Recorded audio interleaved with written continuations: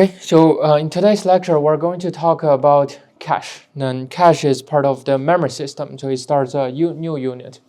Then in a memory system, we store data. Then the data needs to bring back to the core so that the core can compute. Then at the very beginning, when Neumann designed the von Neumann architecture, we start to have the memory and the core to be separated. And the one most important definition in von Neumann architecture is the instruction and the data are stored both in the memory. So instructions are nothing special, but a part of data that describes your computer's behavior. And remember, when Neumann designed this, by the time when Neumann designed this system, he predicted that the memory system development cannot catch up with the core development. So the core can run very fast, but bringing data to the core and storing the data back will take a lot of time, will become a performance bottleneck. So that part is known as the von Neumann bottleneck. So we start by talking about the general structure of a processor and the memory system. Then in the general description, we start with a processor, and the processor will have a few connections to the memory system. So for example, we have a memory write, we have an address bus. When it's wide, it's a bus. Now when we say a bus, it's a bundle of wires that can send multiple bits at the same time. Then the processor also have a wire that is for the write data, or there's a wire going back for the read data. Now in many designs, they just simply combine this write data and the read data as one bus. They just call it data bus. It really depends on some control signal to determine if it's a read transaction or write transaction. So on which side you can pass data on this set of wires. Then we know we have talked about this before. So technologies for memory. So we have many different technologies that we can implement to store memory, from SRAM flip-flops all the way to those like pre-built fabric that goes to the moon, right?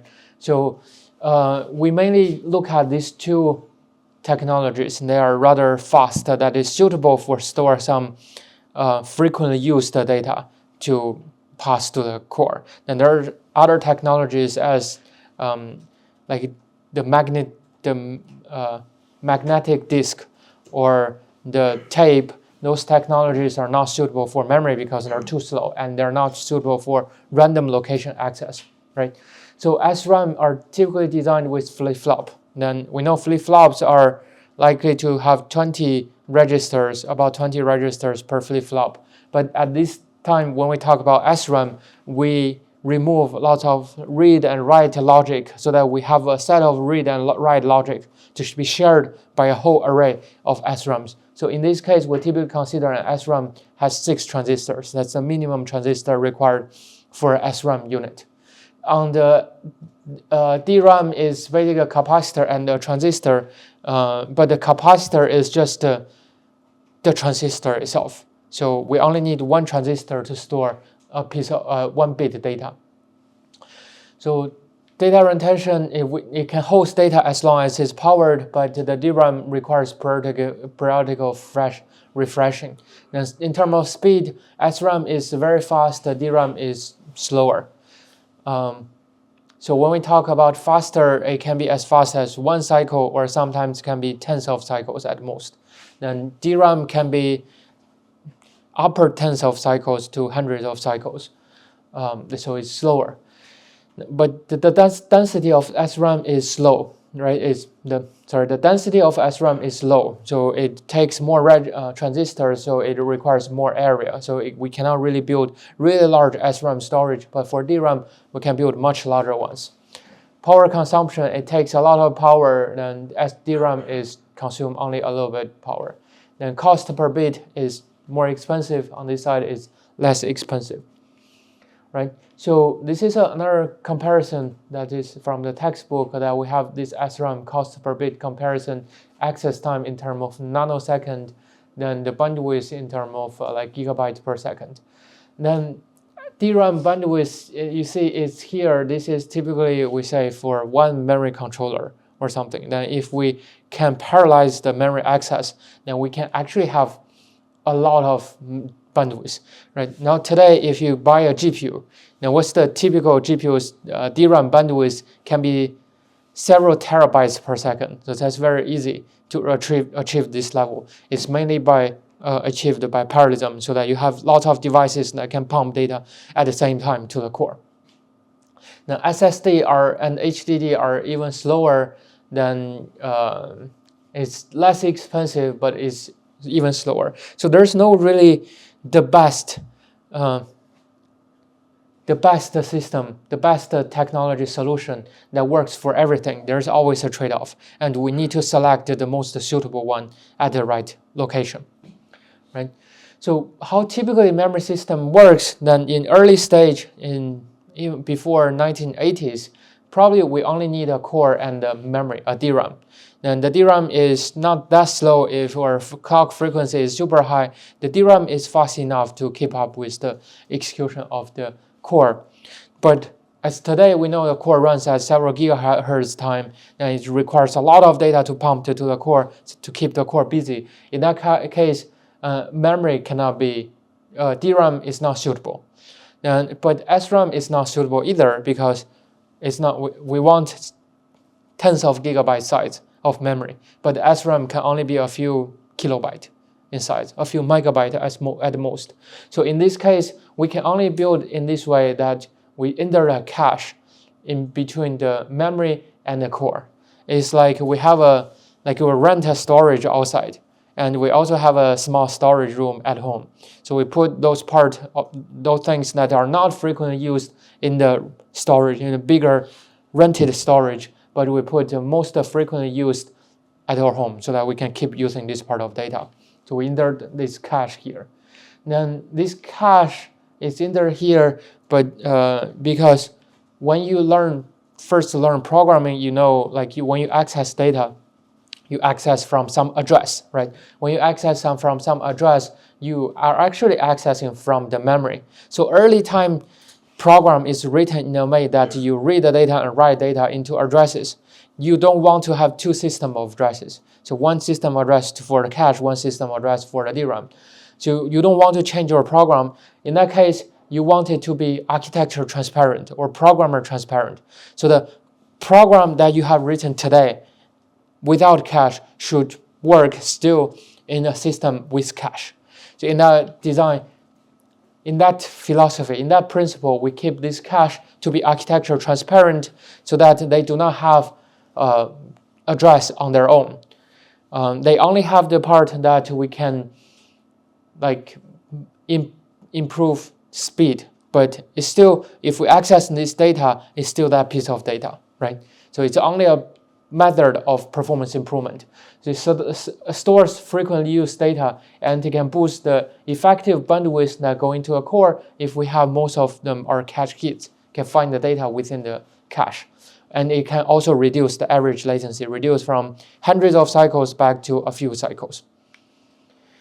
Then even that the caches or SRAMs are not built in the same way. There are different ways that we can build a cache. In some way, the cache can provide more bandwidth. In some way, the cache can provide fewer cycles latency. So in general, if we have different ways to build it, we want to build different level of caches. So the closer to the core, we have smaller caches and storing the most frequently used data. It has low latency, high bandwidth that are connected to the core. Okay. A high bandwidth is typically means the high bandwidth within the whole chip is then if you only consider one cache unit here, there may be multiple cores, right?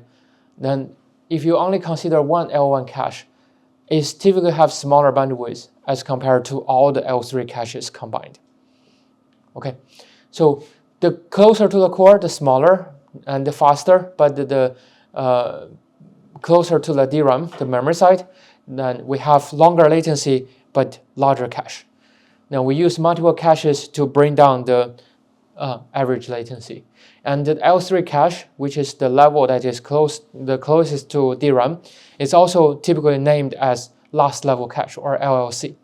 So it serves as a proxy for the DRAM. So every data, every read and write request needs to go through the L3 cache. And also from the perspective of DRAM, they also call it a bandwidth booster, right? Because every request goes to the L3 cache, and L3 cache is a DRAM, so it can pump data faster out. Now, if you have a good hit rate, you can boost the bandwidth. You can increase the effective bandwidth that going out of L3 as compared to the DRAM. And there's actually a trade-off in terms of the layer of caches and the if you want more layers of caches or you want to reduce the layer of caches. So the more level of caches, since if you add one layer of cache, then you need to look up in this cache. And it's a miss, it needs to organize something and send another request to the bottom level. So lookup takes time, right? So then going back, you need to store it back and then send the response up. So every extra layer of cache you add will add some latency, right? But it will also provide you some chance to reduce the potential latency if there's a good hit rate. So there's no good answer for like how many level of cache is the right answer. Then remember last time when we talked about AMD GPU architecture, in GCN architecture, in GCN 5, the last generation of GCN, AMD has 2 layers of caches, L1, L2. Then they start to have CDNA and RDNA, right? So RDNA 1 is the next generation as compared to GCN 5. RDNA 1 adds one extra layer of cache, make it 3-layer caches. RDNA 2 adds another layer of cache, make it 4-layer cache. So in barely 2 generations, about 3 to 4 years time, AMD transited from 2 layers of cache to 4 layers of cache. And there's definitely some internal reasons, and one particular reason why they add the 4th layer of cache is because AMD has developed some really fancy technology that can build super large caches, several tens of megabytes or hundreds of megabytes L4 cache. Then before that, they don't really have the last level cache, like pure last level cache that purely serve as the bandwidth booster. Then in RDNA 2, they add L4 cache as the last level cache.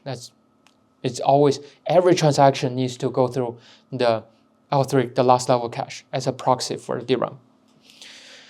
Okay, so before talk about how caches are implemented, I want to talk about this terminology called locality. And locality is a terminology that we describe the memory access pattern. That when we access a piece of data, it's very likely that we'll access adjacent, like exactly the same data later, or we may access adjacent data. So since I described 2 parts, right, we may either access the same piece of data later. That is described by this term called temporal locality. So in terms of time, right? So we access right now, we may access the same data later. Then, so one example is if a loop repeat access the same variable, process this variable, add one, add one, add one. Now we can put it in a register. If the register size is not big enough, we put it in the memory. In that case, it's an example for temporal locality that we don't want this data to go to the memory. We want it to stay in the L1 cache, right? On the other side, we have spatial locality. The spatial locality describes if a program accesses a memory location, it's likely to access nearby locations very quick, very soon. For example, if you are iterating over an array in order, right, you access one piece of data, in the next iteration you access next piece of data, right? So, so those are common patterns for program. Then everyone who writes a program would typically follow this type of patterns. So we can exploit these patterns or leverage this type of patterns to make your program run faster. And that's the motivation of building caches, right? Caches we do not expect pure random memory access, but we expect some patterns. And what are the implications of the existence of temporal locality and spatial locality? Like temporal locality, we want to keep the recently accessed data in the cache, right? For spatial locality, we want to keep the nearby data. If we have access one piece of data, we want to store a group of data around it so that later on we may access the same piece of data. So this is spatial locality and temporal locality. Okay, then we always, every time we want to analyze a system, we want to describe, does it have spatial locality? What is the exact pattern that describes this temporal locality or spatial locality? Okay, then that's a general introduction of the cache. Then we first look at the cache in terms of its interface and the behavior, and then we go to see how it's internally implemented. Now a cache, just think as a black box, right?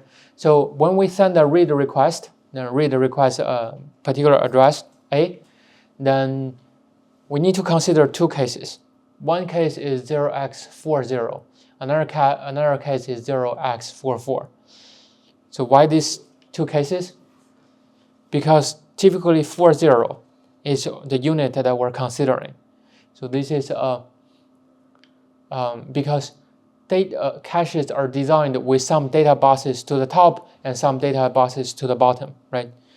Data buses means when there's a read request, no matter what we read, even if the core wants to read 4 bytes of data, sometimes the core may want to read 4 bytes of data, sometimes we want to read 8 bytes of data.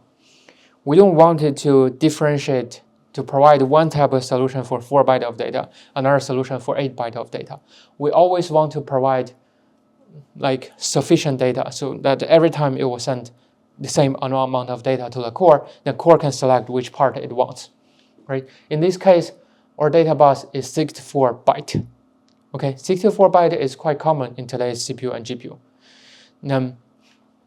At the bottom, we also have 64 byte. It doesn't have to agree with each other, but at least it's multiple, like it's very, very likely to be a multiple of 2, like a power of 2. Okay, so those are data buses. That means if we want to access just 4 bytes of data, we're actually accessing 64 bytes of data. And if we request this amount of data, it always come back with this amount of data. Okay, so in that case, we don't really need to have a set of wires to tell like how many bytes we want to read or write. It's every time we read or write is that amount of data. So this is also called a cache line. That means the unit that is stored in the cache as a whole. So for example, if we have 4 bytes within the cache, we actually have the whole 64 byte, 32 byte or 64 byte or 128 byte adjacent that number of byte that is stored in the cache. And this is called a cache line. Okay, so a cache line is the smallest unit that are stored there. And we want our cache line to be aligned with the boundary of these cache line sizes. So 64 is 0x40. Okay, in this case, when we want to access 40, or when we want to 40, or when we want to access 44, we have two different cases. One is accessing at the beginning of this cache line. One is accessing in the middle of this cache line. And actually, 44 should never happen. And we should always add access at the beginning of the cache line. If you look at a hex number, you don't feel why it's 40 or 44 or 44 here. 40 or 44 here is just like round down to some like granularity. But if you look at binary, then it's basically we don't need to send the last of few bits. Right? Say if 32 equals 2 to the power of 5, in this case, the last 5 digit is not necessary. In that case, if we only send, like say 32 bit address, right? If we only send 37 bit, then we're good enough to describe a cache line. Okay, so let's say in this case, we have our cache misses. Our cache is not, like we have an empty cache, and we have some cache slot. We can store some data there. Then in this case, the cache misses. Data is not in the cache. And then, so we need to tell if the cache is a miss or not, right? The data is there or not. How can we tell? So that means we're not storing all the data within this cache. We're only storing part of data. We need to know which part of data we're storing. So how can we know which part of data we're storing? We store a data. Okay, how large is the data? That's, for example, if the data is 64 byte, okay, then how large is the tag? Let's just make it simple for now. Let's say it's 64-bit address, right? Just make it simple. Don't consider how we can reduce the overhead. So the overhead is 1/8. Overhead is 1/8, right? That means for every 64 byte of data, that's 5112 bit of data, we need to store some extra tag information. That is the address of the data that is being stored there. So it's about 1/8 of the overhead that we have to store in extra so that we can make it a useful cache. Okay, so then we need, for every unit, we need to store both the data and the cache. So now we know what is actually storing for that data. Then by looking into the tag, we know if the data is there or not. Right? If it's not there, we send another read request to the bottom unit. When we describe a cache, we describe the bottom unit as a memory. But if you consider multi-layer caches, then it can be another level of cache. Okay. Then we wait for some time. Then the data returns. Data A returns. Right. Then data A returns. On one side we store the A here and put the data here. We properly mark the tag with A's address and send the data to the top, so that top can know, okay, this is the data I requested. Okay. So then, so this is how basically it works. Then if we read the data again, yeah, I should have another slide. The next time, if I read the data again, this is a cache hit. In this case, if it's a cache hit, we know the data is already here. We directly return the data to the top. Then it's much faster than reading data from the bottom. Okay, so then if there's a cache line B, cache line C, cache line D, E, F, then we eventually can store all of them in this tag until when we access some pages, some addresses like G. Okay, if we access G, then it's full. Then we need to find a victim, find something, and we kick it out. Then this is a terminology called a victim block and evicting that cache line block, and evicting that cache line or evicting that victim block. Okay, so then we are going to focus on how internally, in terms of circuit, how this mechanism is implemented, and what are some trade-offs of different methods. By the way, I want to talk about this thing. The cache line sizes, 32, 64, 128. What are the advantages of smaller cache lines? And what are the disadvantages? You say, so let's talk about large cache lines. CL, what's the pro and con? Yeah. You can store more like sequential data. Yeah. That's an advantage, right? I would say better utilize spatial locality, right? Then we'll just name a con. You can probably store less, like unique lines. Yeah. So fewer lines, right? So you store fewer lines there. And so then there's a trade-off, right? And another pro, it's smaller overhead, right? right? The tag is always one address. Now, when you double the cache line size, you are halving the overhead. So those are some of pros and cons. If we go deeper, there are more pros and cons. But you see, there's a trade-off, right? And it's always you need to be smart on selecting which type of what's the size. Then, if you have strong spatial locality, then you're very likely to access adjacent data. In that case, you want to use a larger cache line. And if you have a smaller cache lines, if you do not have a strong spatial locality, you want to use a smaller cache line. Question? Are there like architectures that have caches with different cache line sizes? Or are they usually all the same? Yes, there are architectures with different levels that use different cache sizes. And here I'm also saying the data bus and the cache line sizes are the same size. It's actually not always the same. The data bus can be smaller than a cache line. I don't think there's any point of larger than a cache line size, but it can be smaller. So for example, the cache line is 64 byte, but I can only have,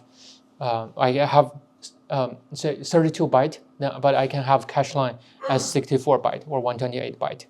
That is,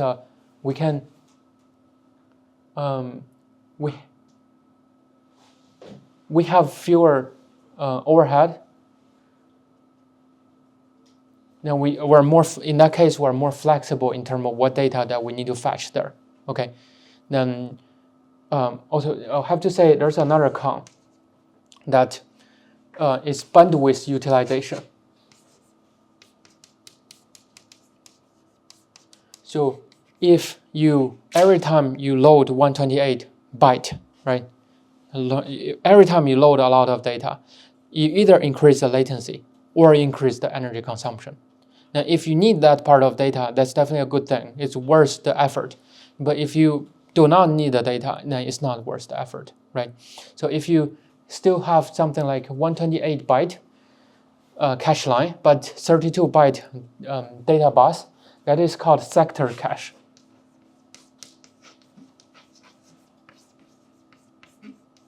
In the sector cache, there are many different variations. In that case, we both have low overhead and better bandwidth utilization.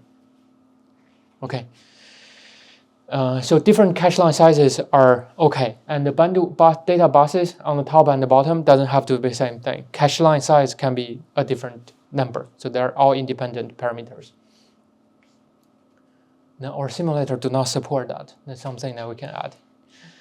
We support different cache line sizes at different levels, but the lower level must be bigger. Okay. Then, okay. It's a discussion on cache line sizes. So by the way, on AMD GPUs, they extended from 64 byte to 128 byte because they think, oh, today's application have better locality. When we talk about writes, the writing process, then there are some pros for smaller sizes. Then we can talk about that later. Cache mechanism, how it's designed in terms of circuit and how internally it works.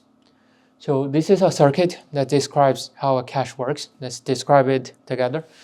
So on top, we have an address bus. Okay, let's just say 64-bit. Then it sends the address here. Now we have tags stored there. I want to write 8 of them, but I accidentally make 7 of them. Not a big problem. Okay, so there's a comparator to compare this address with each of them.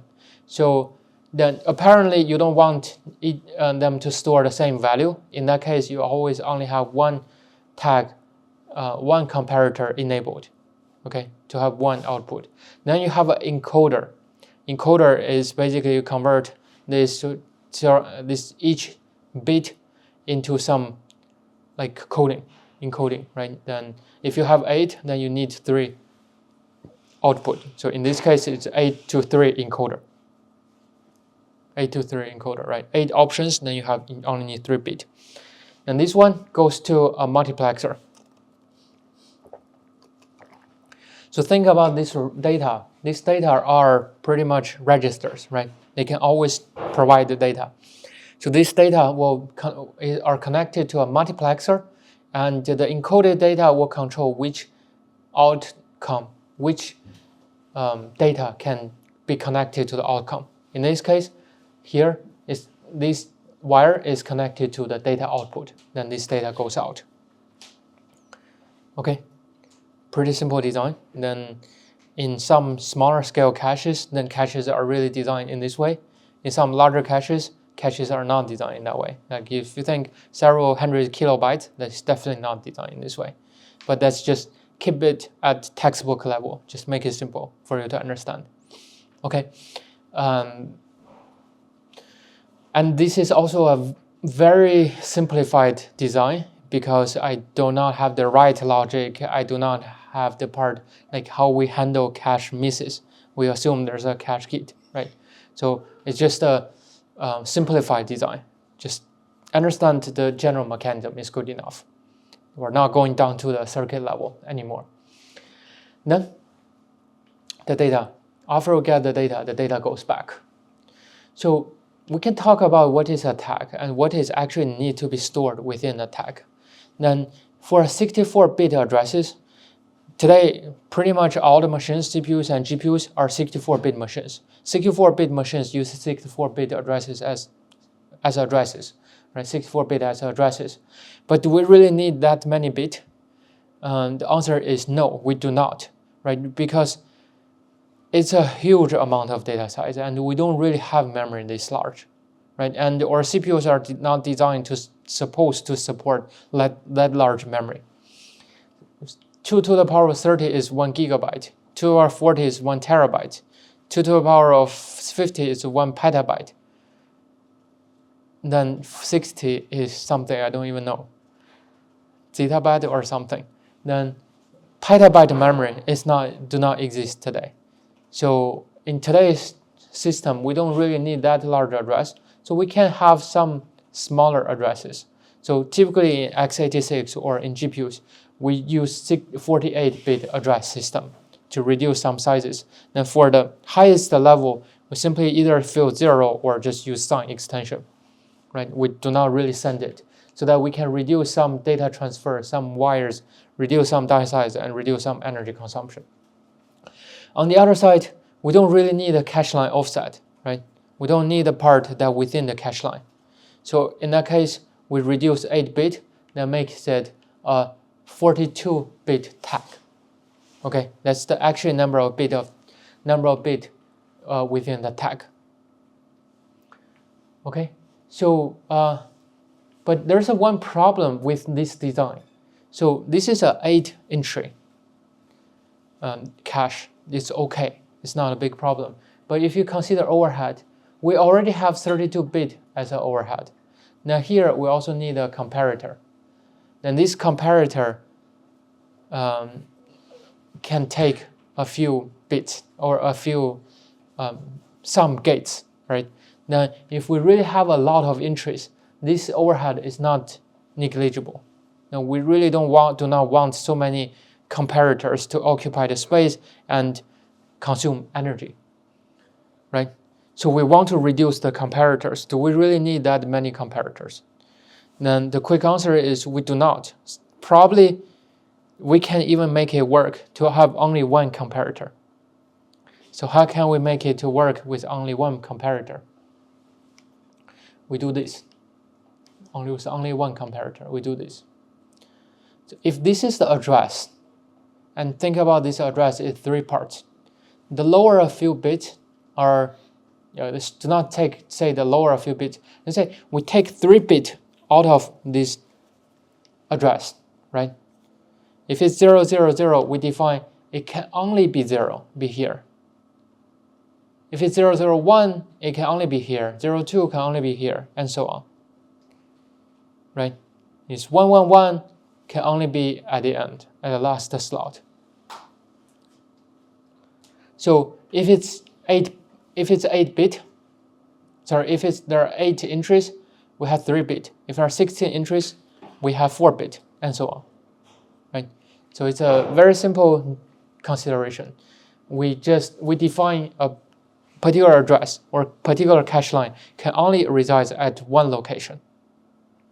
Okay, if another address that arrives at this cache and also have 000 at this location, we cannot evict another one. Even if this one is empty, we cannot fill in here. We have to fill in the first place. This is by definition. This is the cost that we pay by reducing the comparator.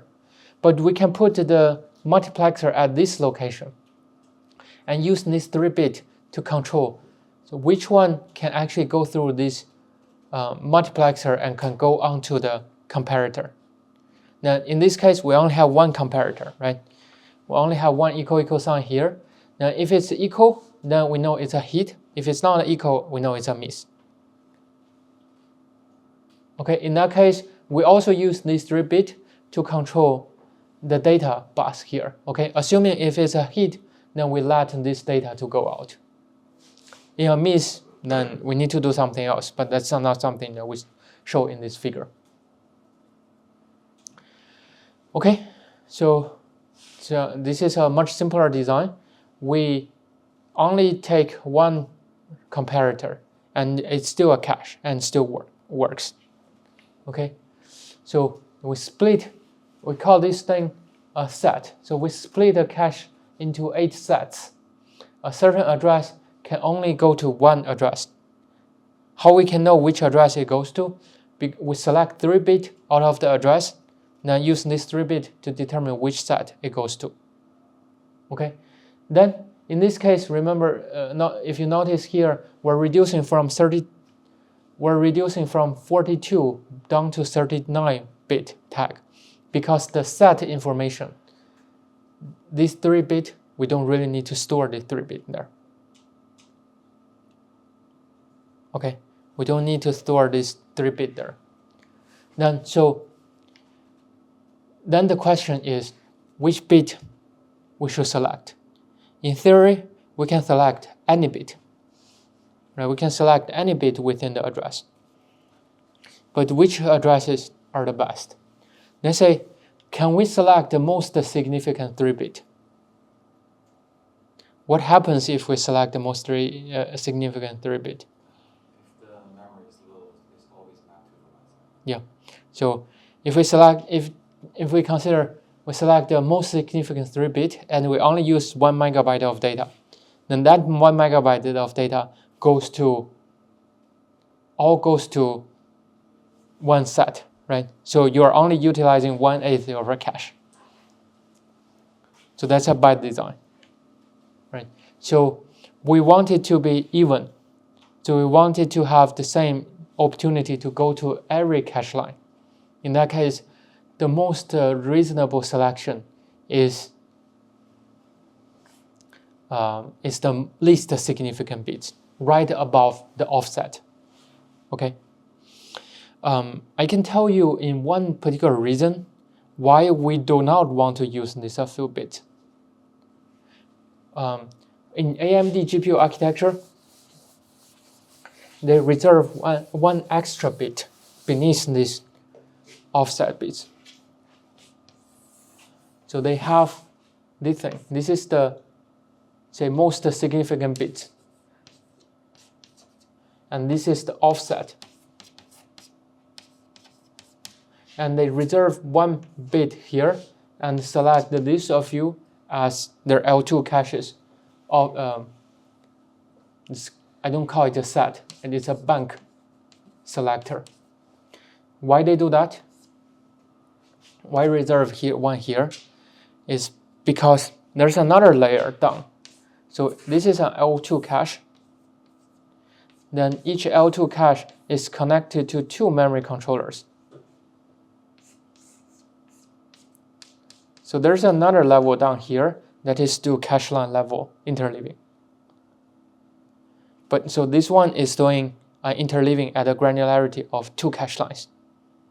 Okay, this is just one very particular reason why you do not want to select these few bits as the interleaving unit. But here we're saying this term called interleaving. That means cache line 1 goes here, 1 goes here, 2 goes here, 3 goes here, and 7 goes to the last. Then 8 goes to, sorry, I should start from 0. 0 goes here, 7 goes last, 8 goes to the top, 9, 10, 11, and so on, then 16th goes to the top, right? So this is called interleaving. Then if you consider if this is a concept of time, temporal concept, you would call this is a round robin, right? Then in spatial concept, you would call this concept interleaving. Okay. Then, okay, so the problem with this design, as we talked before, is very, very likely to have conflict, right? Just consider if you have 8 cache lines. If you have 8 cache lines, 8 sets, right? Then 8 sets with each set to be 64 byte, then that means 8 by 64 is 512, right? Then just consider this. If you have a matrix that has like single precision floating point, F32 type, each unit. Okay, each unit is F32. If you have 128, let me change. If you have 128 unit in each row, okay, and you happen to want to access the data in this way, what's gonna happen is this unit goes to set 1. This unit goes to set 1 again. This unit goes to set 1 again. Okay? Then you have no temporal locality, you have no spatial locality, and you keep evicting data out of the same cache line. And you are not using the rest of the cache. Okay? This is a very specific problem related to this type of cache design. So it's set-based cache design. Okay? So we want to mitigate this problem, but we don't really want to pay the cost of so many comparators. So can we find some mid ground between these two designs? Somewhere between more than one comparators. For example, if we have 2 comparators, how can we design this cache? This is confusing that every time, although I'm very, very familiar with this topic, but every time I need to consider, oh, this data comes, where it stores. Like even just preparing these slides, I was considering this problem. Okay. We say, in this case, we have 2 comparators, right? 2 comparators means we can compare 2 addresses for every arriving address, for every transaction. We can compare 2 addresses.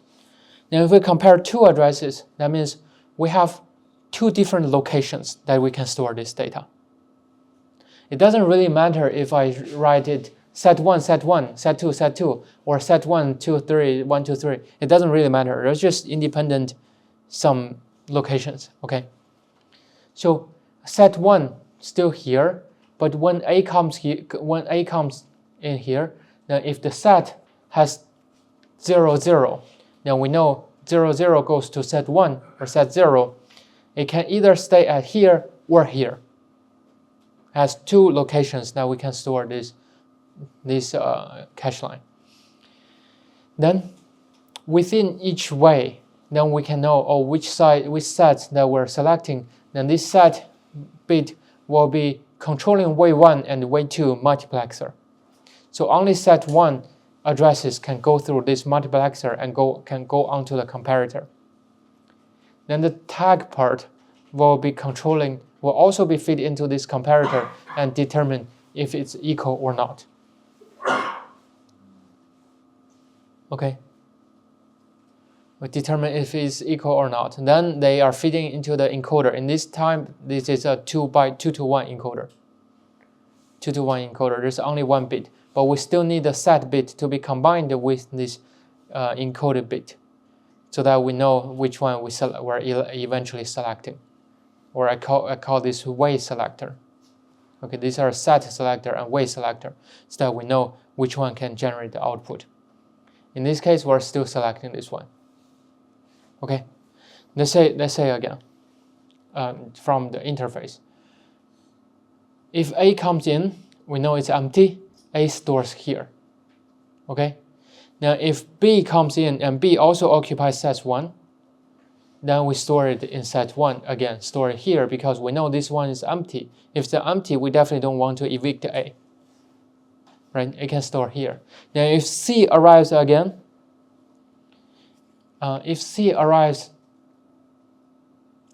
again, then we know, okay, A and B are occupying set 1.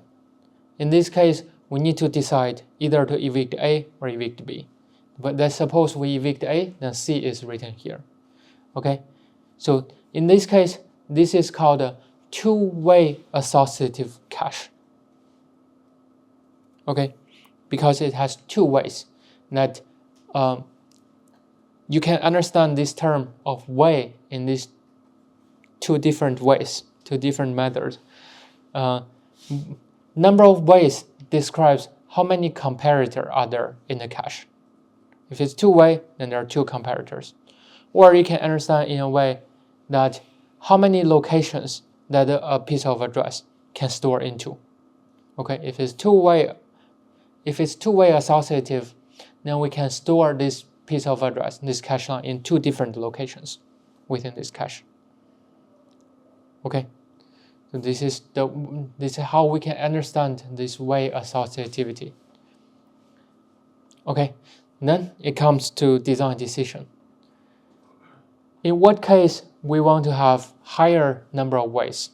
In what case we want to have lower number of ways? Now we can understand in this way. You can definitely see this is a spectrum, right? From on one extreme, we call this, like, we put one comparator to every cache line. In this case, we call it fully associative. That means a piece of address, a cache line, can store in anywhere within the cache. Okay, this is called fully associative. In this case, we say the way equals to n, and we only have one set. Okay, one set, then that means 0 bit. 0 bit for the set bit. Okay, then way equals to n, that means we have n different locations that we can store this data. Question? The original example you showed was fully associative. Say again? The original one you showed was fully associative. Yeah. Okay. Say this one is, if I have 8 entries, there are 8 comparators. They're fully associative. Now in the middle, we have this idea called way associative. We can either have two-way associative, 4-way associative, 8-way, 16-way, 32-way, 64-way, anything. But at least this number is smaller than the total number of slots within this cache, the cache line slot within this cache, right? So then set equals to n is the number of slots divided by w. This w is the number of ways, and way is defined by the parameter. Now on the other side, we have this thing called direct mapped. Direct mapped means there's only one way. There's only one location for each piece of data can reside. And we can directly calculate where that this piece of data can be stored. In this case, we have the most number of set bit. But we have the least possible location that each cache line can be stored into. So what is the advantage of each design? Or on this side of the spectrum and on that side of the spectrum?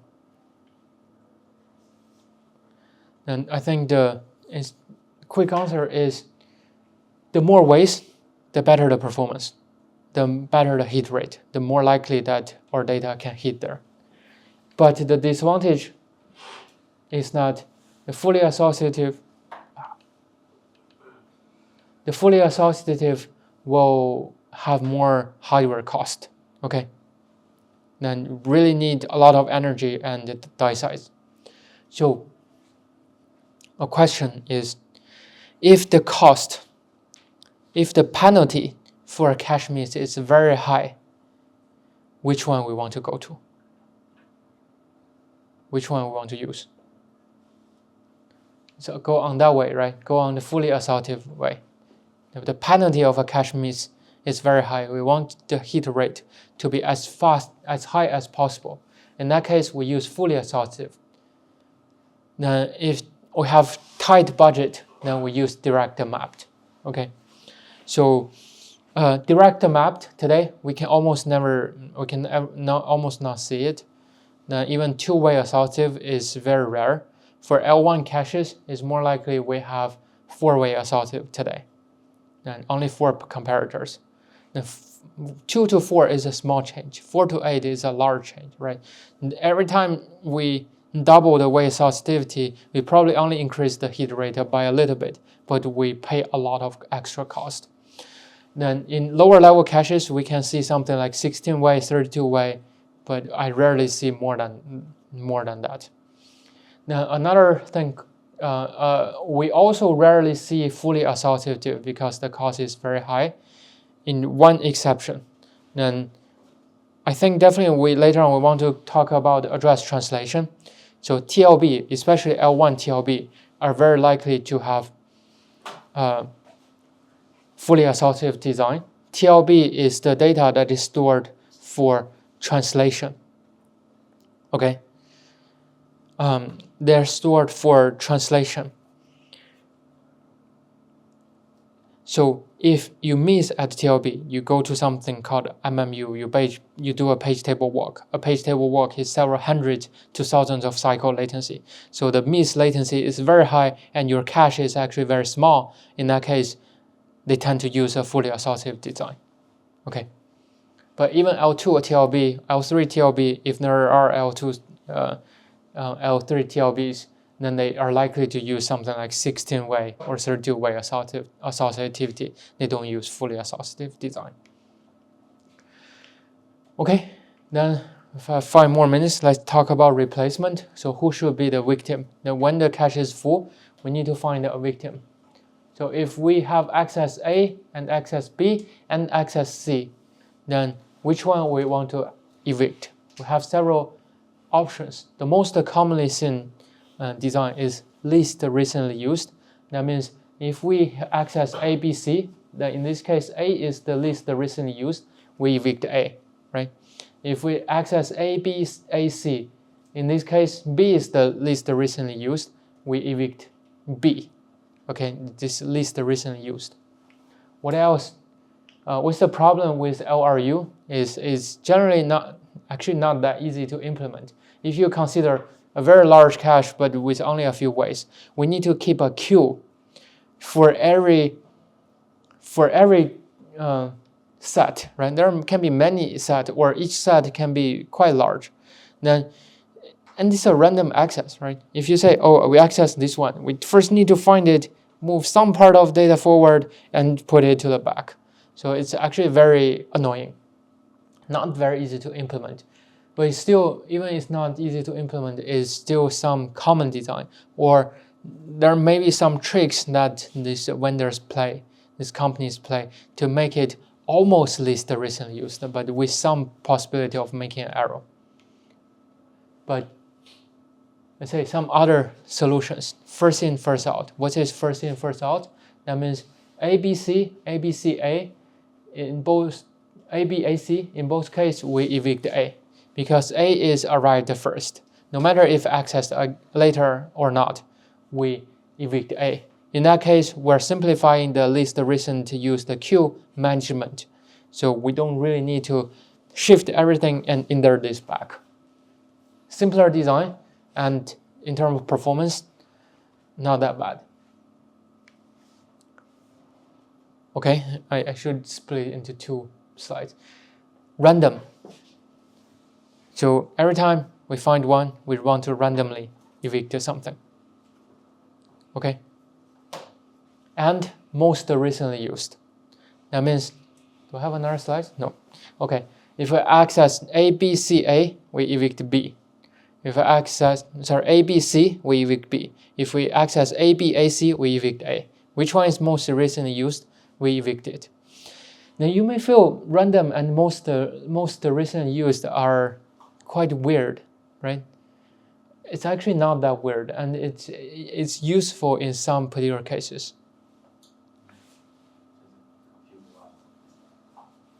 I say, yeah, compute once, that's a good example. For example, they say we have a convolution, like you know convolution, how convolution works, right? You have a matrix, then you have something called a kernel, the 3x3. Then you apply this kernel and you swap across the whole matrix, right? This kernel data is used again and again. Every time you are using this piece of data, right? But this part of data is not that commonly used, right? But you keep loading new data here.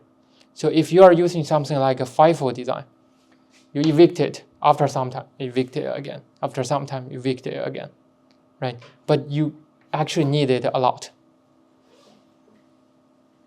Now in this case, a random will perform better than FIFO, okay? And in another case,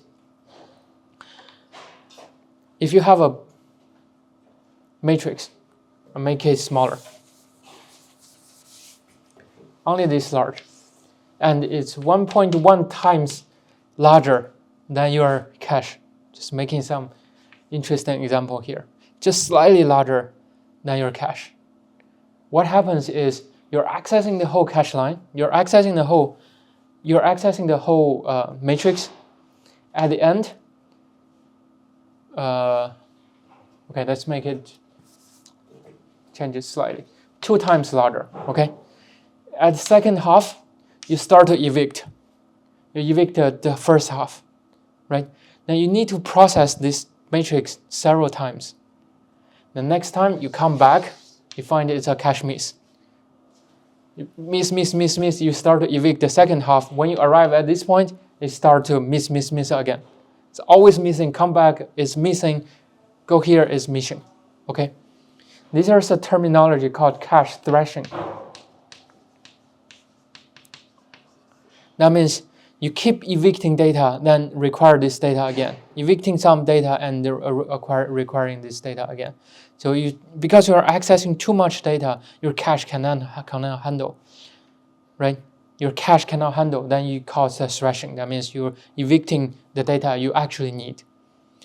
And then, in that case, think about most recently used.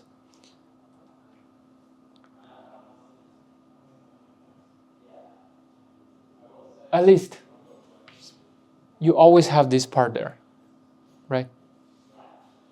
You always have some part of like your earliest access data, or if there's a convolution kernel, that you access that part of data. The commonly used kernel, commonly used data, you are likely to store it in the cache. Then you are likely to make it stay there for the longest amount of time.